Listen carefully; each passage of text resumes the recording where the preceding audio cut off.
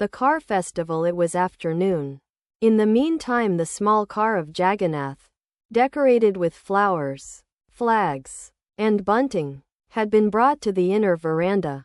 The images of Jagannath, Subhadra, and Balarama were adorned with sandal paste, flower garlands, robes and jewelry. Sri Ramakrishna left the room where the professional musicians were singing and came to the veranda. Accompanied by the devotees, he stood in front of the car and pulled it by the rope. He began to sing and dance with the devotees in front of the car. The master sang, "Behold, the two brothers have come, who weep while chanting Hari's name." He sang again, "See how all Nadia is shaking under the waves of Gauranga's love." The music and dancing went on in the veranda as the car was pulled to and fro. A large crowd entered the house on hearing the loud music and the beating of the drums. Sri Ramakrishna was completely intoxicated with divine love. The devotees felt its contagion and danced with the master in an ecstasy of love. Afterwards, Sri Ramakrishna returned to the drawing room. And other devotees stroked his feet. Filled with divine fervor, Narendra sang to the accompaniment of the tanpura. "Come, come, mother, doll of my soul, my heart's delight, in my heart's lotus come and sit, that I may see thy face." Then he sang, "Mother, thou art our soul redeemer, thou the support of the three gunas, higher than the Most High, thou art compassionate, I know, who talkest away our bitter grief. Sandhya art thou, and Gayatri, thou dost sustain this universe. Mother, the help art thou of those that have no help but thee. O eternal beloved of Shiva, thou art in earth, in water thou liest at the root of all. In me, in every creature, thou hast thy home, though clothed with form, yet art thou formless reality." He sang another song. "I have made thee, O Lord, the pole star of my life. No more shall I lose my way on the world's trackless sea. Wherever I wander here, thy brilliance shines undimmed. With thy serene and gracious light thou drivest all the tears out of my troubled soul.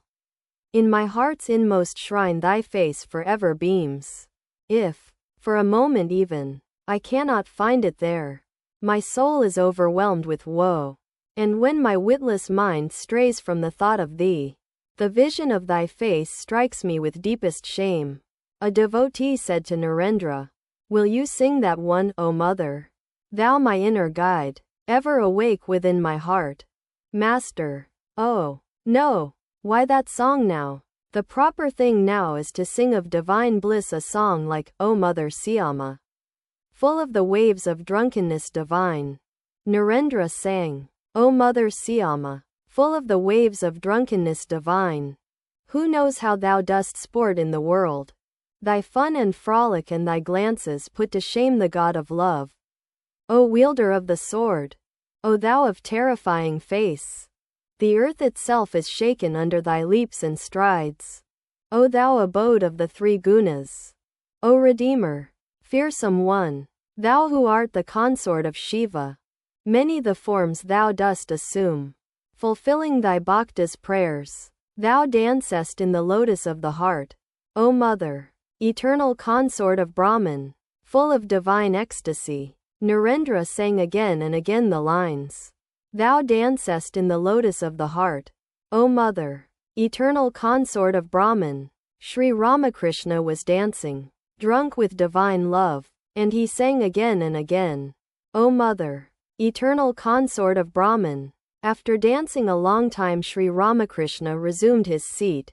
He was very much pleased to see Narendra in a spiritual mood, singing with tears in his eyes. It was about 9 o'clock in the evening. The devotees still sat around the master. Vaishnavcharan sang about Gauranga, the beautiful Gauranga, the youthful dancer, fair as molten gold. Next he sang about Sri Krishna. Krishna had left his pastoral life in Vrindavan and become the king of Mathura. A gopi met him there and said, "O Hari, how shall we know you now? In Mathura's royal splendor you have forgotten us.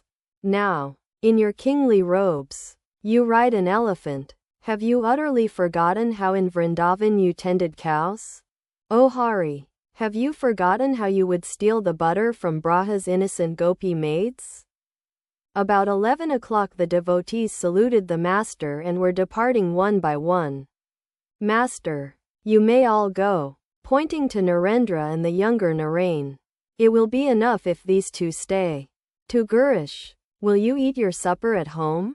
You may stay a few minutes if you want to. You want a smoke, but Balaram's servant is just like his master. Ask him for a smoke. He won't give it. All laugh. But don't go away without having your smoke. Girish had brought with him a respectable friend. The latter observed all these things and left the place. Sri Ramakrishna said to Girish, I say this to you and to everyone. Please do not force anybody to come here. Nothing happens except at the right time. Before leaving, a devotee saluted the master. He had a young boy with him.